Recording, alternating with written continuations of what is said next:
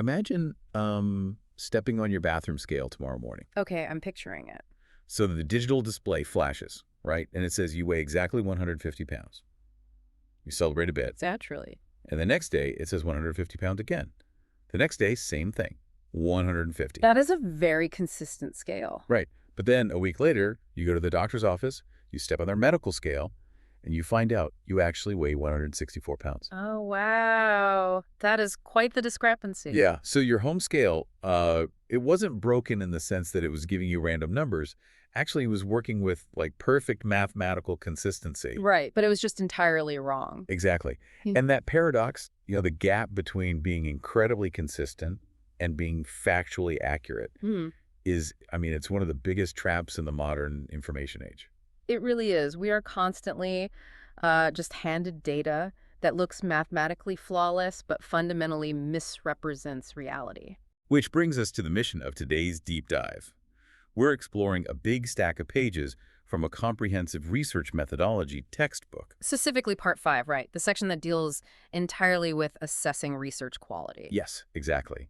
And the goal today is to hand you, the listener, a highly tuned, totally practical BS detector. I love that. We want you to be able to look at any study, any survey or poll that crosses your feed and instantly evaluate whether it's actually telling you the truth about the world. Or if it's just, confidently giving you the wrong number over and over again, like that scale. Okay, let's unpack this. To understand if a study actually holds water, the text emphasizes two foundational pillars: validity and reliability. Right. And building that filter is essential because, social science and behavioral research are incredibly messy endeavors. Messy how, exactly? Well, when researchers attempt to study human behavior, they're taking these broad, holistic, constantly shifting human realities, and they are trying to force them into isolated, unambiguous variables. Right, which sounds nearly impossible. It's extremely difficult.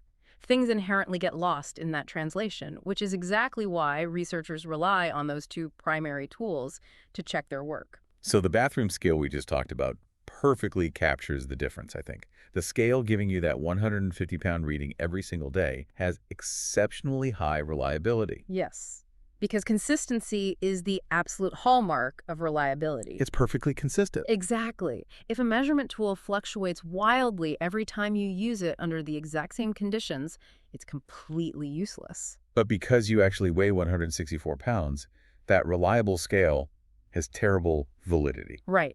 It is not accurately measuring the thing it claims to be measuring. It is just consistently wrong. What's fascinating here is that grasping this distinction, that friction between consistency and accuracy, it really unlocks the ability to critically read almost any piece of research. Because capturing true accuracy is just monumentally difficult. It is. You can design a survey that yields the exact same percentage of responses every single time you administer it, giving this illusion of hard scientific fact. Right. But if the questions are measuring the wrong underlying concept, that data is worse than useless. It's actively misleading. So to visualize how researchers actually approach this problem when they design a study, the textbook uses this brilliant dartboard metaphor. Oh, yeah, that's a great one. I want to build on that for a second. If the bullseye on the wall represents the true concept a researcher is trying to measure, let's say true academic potential, the darts represent the actual questions on their test. Okay, I follow. Every time they ask a question, they are throwing a dart, basically hoping to hit that true concept. And the ultimate goal, the gold standard of research, is to throw all of those darts tightly into the center of the bullseye. Because that represents high validity. Right. High validity because you are hitting the target concept accurately, and high reliability because all your attempts are grouped closely together. But if a researcher designs a study with high reliability but low validity, it's like a dart player who throws all their darts into a beautiful, tightly packed cluster. But they hit the drywall 3 feet to the left of the dartboard. Exactly. They are just consistently hitting the wall. And that tight cluster in the drywall means your questions are reliably generating a uniform response from the participants.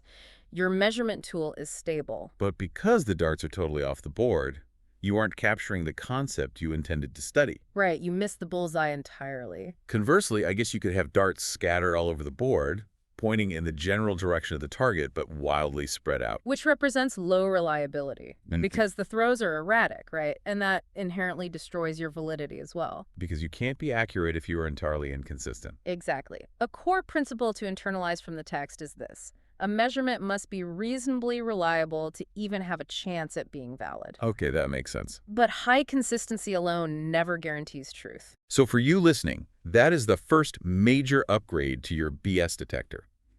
When a news report boasts that a study has, highly consistent results, your immediate thought should be about the drywall. Consistency does not equal accuracy. Right. So how do researchers ensure they are aiming at the actual dartboard before they spend millions of dollars gathering data from the thousands of people? While they rely on what the text categorizes as judgmental validity. Judgmental validity. Okay. Yeah. Before a single piece of empirical data is collected, experts have to evaluate the measure conceptually. They look at two specific dimensions, face validity and content validity. Let's start with face validity. So face validity asks the most surface-level question possible. On superficial inspection, does this measure look like it's measuring what it claims to measure? I mean, that sounds suspiciously like asking if a test passes the vibes check. It kind of is. Like if I hand you a math test filled with algebra equations, on its face, it looks like a valid math test. Right. But why would a serious researcher care about superficial appearances? The text even points out cases where a researcher will deliberately design a test to have low face validity. Which seems totally counterintuitive at first. Yeah, why would you want your test to look like it's measuring the wrong thing? It seems counterintuitive until you factor in the complexities of human nature. The textbook provides a really remarkable case study regarding surveys designed to measure prejudice or sexism in a community. Oh, I remember this part. Yeah, if a researcher creates a 10-question survey that directly asks, do you hold sexist beliefs, that survey possesses extremely high face validity. Because its purpose is entirely transparent. Exactly. But wait, no one's going to answer that honestly? If the purpose is obvious, respondents will just select the socially acceptable answers to avoid looking bad, right? Exactly. The face validity actually ruins the accuracy of the data. Oh, wow. So how do they get around that? To circumvent that defensive reaction, researchers intentionally dilute the survey. They embed the questions about prejudice within a massive questionnaire covering completely unrelated topics. Like what? Like favorite movies, local infrastructure, grocery shopping habits. By burying the target questions, they drastically lower the face validity. They disguise the true purpose of the instrument to encourage participants to let their guard down. Right, which results in much more honest, accurate data. That is such a clever manipulation of the testing environment. You basically have to trick the participant conceptually to capture the truth empirically. It's a necessary workaround. So if lowering face validity solves the defensive respondent issue, how do researchers ensure they aren't leaving out vital information? What do you mean? Well, if I'm taking a math test, and it looks like a math test, but it only contains addition problems and completely ignores subtraction, multiplication, and division, it's a terrible assessment of my actual math skills. Right, and that specific concern is exactly what content validity addresses. Content validity evaluates whether a measure covers the appropriate breadth of the material it claims to represent. Give me an example of that. A classic example is a college midterm. If a professor spends a semester teaching the entire history of the American Civil War, but the midterm exam only features questions about the Battle of Gettysburg, that exam has abysmal content validity. Because it fails to capture the full construct of the course syllabus. Precisely. It sounds like trying to figure out the recipe for a complex cake just by eating a tiny crumb of the frosting. That's a great way to put it. You can't see the flour, the eggs, or the baking powder, but you know a cake isn't just made of sugar. Which I think brings us perfectly to construct validity. Yes, the abstract stuff. Right. How do researchers measure things that don't physically exist? If a study is measuring, say, depression, you can't just draw blood or use a thermometer to find a depression molecule. No, you can't. Because abstract concepts or constructs like depression, anxiety, or intelligence, they are entirely elusive. So researchers must hypothesize the observable ingredients that make them up. The ingredients. Yeah. They theorize that the construct of depression might manifest through observable indicators. Things like lethargy, loss of appetite, persistent feelings of hopelessness, and maybe a measurable decline in academic or professional performance. So they design questions to measure those specific tangible behaviors instead of the abstract feeling itself. Exactly. And then they analyze how those variables interact. Yeah. If the collected data reveals a strong statistical relationship, meaning individuals who report high levels of lethargy also consistently report feelings of hopelessness and demonstrate lower grades, it provides evidence that the underlying theoretical construct of depression is being measured accurately. They basically validate the invisible concept by proving the visible ingredients are inextricably linked. That's it, exactly. Here's where it gets really interesting, though. Judgments and theories are great for the design phase. Yeah. We've assessed the face, the content, and the construct. But eventually, a researcher has to prove their test actually works in the real world using hard data. I mean, theories don't survive long without proof. No, they don't. Moving from theory to proof requires empirical validity, which is frequently referred to as criterion-related validity. Criterion-related validity. Yeah. This process abandons subjective judgments entirely. Instead, the researcher compares the scores generated by their test against an external, real-world standard. And that standard serves as the criterion. Exactly. The text highlights predictive validity is the most common application of this, where a test is explicitly designed to predict a future outcome. Yes, the administrative assistant case from the chapter is perfect for this. It perfectly illustrates the mechanics. Walk us through that one. Imagine a corporation is hiring for an administrative assistant position. They have 9 applicants. To determine who to hire, the company administers a pre-employment test designed to evaluate clerical speed, organization, and software proficiency. Okay, so the 9 applicants take the test, and their scores range wildly, right? From a low of 15 up to a high of 35. Right. Now, under normal circumstances, a company would only hire the top scorers. But in this textbook scenario, a severe labor shortage forces the company to hire all 9 applicants, regardless of their test performance. Which creates a perfect natural experiment. Exactly. So fast forward 6 months, those 9 employees have been doing the actual job. The researcher now asks the employee's supervisor to rate each person's real-world job performance on a scale of 1 to 10. And to prove the pre-employment test had empirical validity, the researcher simply compares the test scores from 6 months ago to the supervisor ratings today. Right. They calculate a validity coefficient, which is just the statistical correlation between those 2 sets of numbers. For anyone trying to visualize how that calculation actually works, imagine plotting everyone's data on a graph. The bottom axis is their test score, and the side axis is their boss's rating. Okay, a scatter plot. Right. If the person who scored a 15 got a 4 from the boss, you put a dot there. If the person who scored a 35 got a 9 from the boss, you put a dot higher up. And if those dots form a perfect continuous upward staircase, meaning every single high test score perfectly matched a high supervisor rating, the test predicted the future flawlessly. That would give you a validity coefficient of 1.00, right? Yes, a perfect 1.000 coefficient is the mathematical ideal. It means the test and the real-world criterion are in perfect harmony. But let me push back on the foundation of this entire premise. Go for it. We are validating our pristine scientific test against the judgment of a human supervisor. And the text goes out of its way to note that human judgments are riddled with biases. Oh, absolutely. What if the supervisor just happens to hate the person who scored a 35 because they chew their gum too loudly in the office? What if they play favorites? It happens all the time. If the external standard we're using to validate the test is just a flawed, biased human being, doesn't that inherently drag down our beautiful validity coefficient? Oh. You've zeroed in on one of the most agonizing realities of social science research. Perfect validity is essentially a myth. Really, a myth. Because our real-world standards, the criteria we must use to validate our instruments, are almost always imperfect. A supervisor's rating is contaminated by subjective bias, mood, office politics. So because the real world is so messy, those dots in your graph will never form a perfect upward staircase. Never. They will always be somewhat scattered. Which explains why researchers don't throw their data in the trash if they don't get a perfect 1.00. Exactly. A validity coefficient of 1.00 is virtually unheard of in applied research. In reality, researchers are often thrilled to achieve a validity coefficient of around 0.60. Just a 0.60. Yeah, they understand that a 0.60 indicates a strong, highly useful predictive relationship, especially when you factor in the unavoidable noise and bias of human behavior. Okay, so we've established our test hits the bullseye often enough to be useful. But how do researchers guarantee the measurement process itself doesn't fluctuate wildly based on who is holding the ruler? That is a great question. Like, if we are throwing darts, we need to ensure our hand isn't shaking. That pivots us right back to reliability, the rigorous consistency check. Researchers employ several methods to stress test their tools. What's the most common one? The most straightforward is test-retest reliability.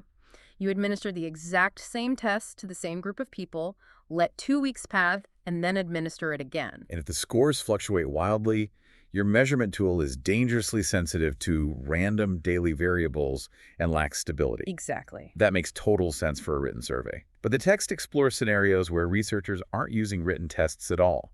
They are observing live human behavior. Right. There is this fascinating example of a retail store study. Let's say a researcher wants to investigate subtle socioeconomic bias.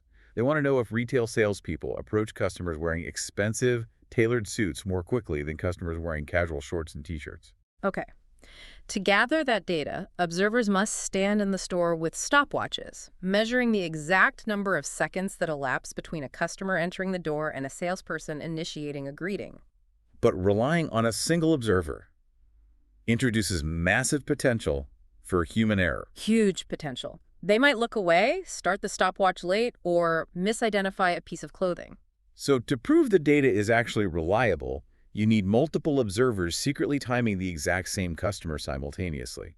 Then you compare their stopwatch times. Right. The text calls this inter-observer or inter-rater reliability. Inter-rater reliability. And the necessity of inter-rater reliability becomes even more pronounced when the metrics shift from objective to subjective. Oh, for sure, because counting seconds on a stopwatch is entirely objective. Time is time. Right. But what if this study required the observers to rate the customer's mood on a scale of 1 to 5 as they walk through the door? That changes everything. One observer's definition of grumpy might be vastly different from another's.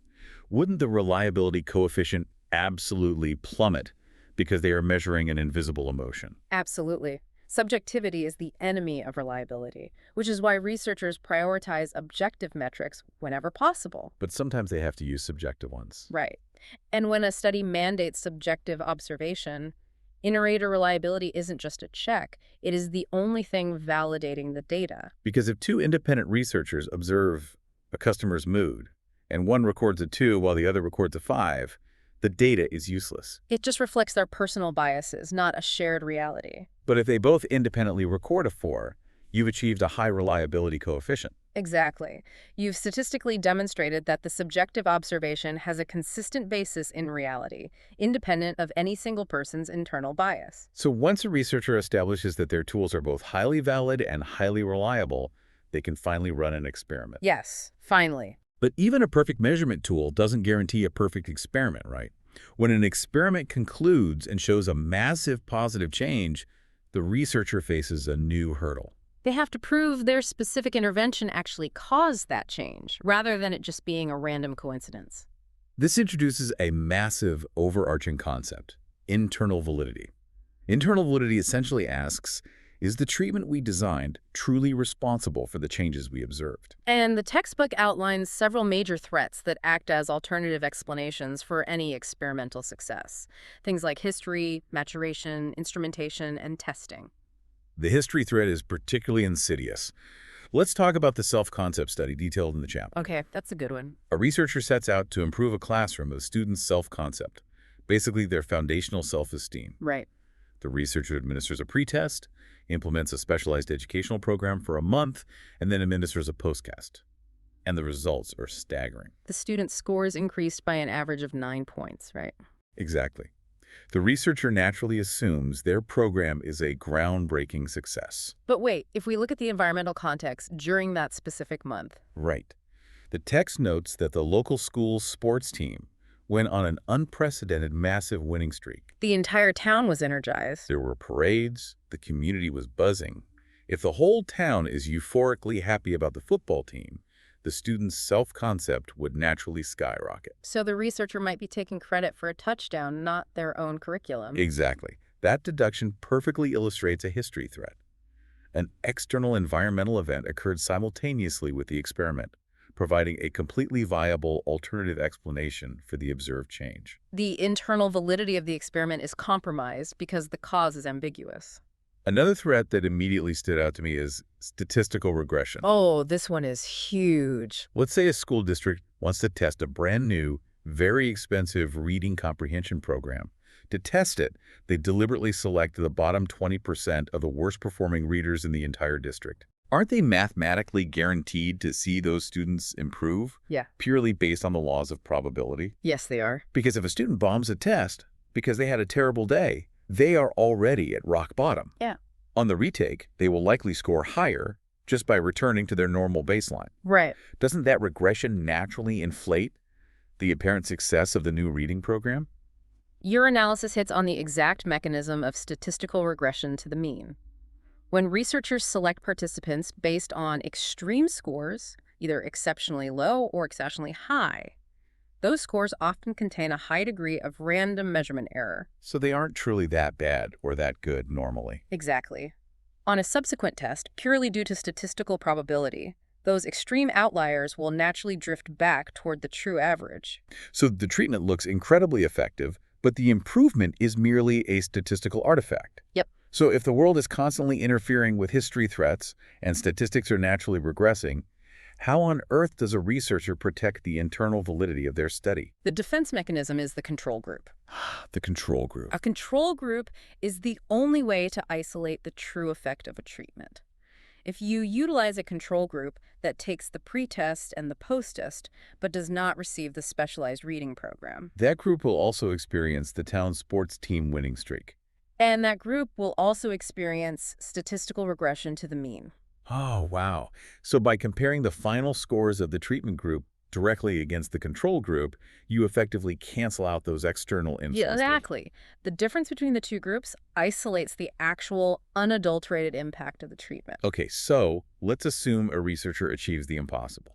They perfectly control the environment, they utilize flawless control groups, they isolate every variable, and prove beyond a shadow of a doubt that their treatment worked flawlessly within the confines of their laboratory. A perfect experiment. So what does this all mean? Can they confidently publish their findings and apply this breakthrough to the real world? Well, this transition introduces the final hurdle: external validity. External validity. External validity asks the critical question, to whom and under what specific circumstances can these immaculate laboratory results be generalized? Because demonstrating that a psychological intervention works in a pristine, sterile lab environment does not guarantee it will survive contact with the chaotic reality of human existence. Not at all. The textbook highlights selection bias as a primary threat here. Right. If you're undergraduates from one specific professor's 8.00 a.m. class at an elite, expensive university. The demographic is absurdly narrow. Yeah. You cannot confidently generalize those findings and claim the treatment will work equally well on middle-aged factory workers or retirees living in Florida. The sample simply isn't representative of humanity. But the most profound threat to external validity discussed in the text is the reactive effects of experimental arrangements. This one completely shifted my perspective on scientific testing. How so? Well, the text argues that the very environment of an experiment changes human behavior. When a participant walks into a university laboratory, they are stepping into an alien environment. Right. There are bright artificial lights, researchers holding clipboards, two-way mirrors, and a pervasive sense of being scrutinized. And if a treatment relies on that sterile, highly controlled setting to succeed, it is incredibly risky to assume it will translate to the noisy, unpredictable, socially complex environment of a real public school classroom. If we connect this to the bigger picture, it reveals the ultimate paradox at the heart of all behavioral research. Which is what? To achieve perfect internal validity, to absolutely prove that only your specific treatment caused the effect, you are forced to construct a highly artificial, obsessively controlled environment. You must eliminate all outside noise. Right. But the more you isolate and control that environment, the less it resembles the actual messy world we live in. So, by achieving perfect internal validity, you actively destroy your external validity. Research is a constant, agonizing balancing act. It's a perpetual compromise between the pristine certainty of the laboratory and the messy, uncontrollable reality of everyday human life. For you listening, I think that paradox is the ultimate takeaway from this deep dive. I agree. When you read a headline, it's easy to assume that research is a flawless, magical pipeline to absolute truth. But it's actually a meticulous, incredibly difficult, and inherently flawed process of trying to translate the chaos of human existence into neat columns of data. It's hard work. By understanding the dartboard of validity and reliability, and by recognizing how biased supervisors, energized sports teams, and artificial lab settings distort data, your BS detector is now fully operational. You can look past the sensationalized headline and ask the real question. Did this study actually hit the bullseye, or did it just reliably hit the wall? And as you take that sharpened critical eye out into the world, we want to leave you with one final, slightly unsettling thought to ponder. The textbook outlines a final threat to validity known as the testing threat. It posits that the simple act of giving someone a pretest sensitizes them to the topic, which literally alters their future behavior. Right. Like if I administer a baseline survey asking detailed questions about your daily sugar intake, you will suddenly become hyper-aware of every piece of candy you eat for the next week. Exactly. My attempt to measure your diet fundamentally changes the diet I'm trying to study. Which raises an important question. If perfect validity requires us to measure people with absolute accuracy, but the very act of observing, surveying, and testing a human being fundamentally alters how they think and act. Is it ever truly possible to measure humanity without changing it in the process?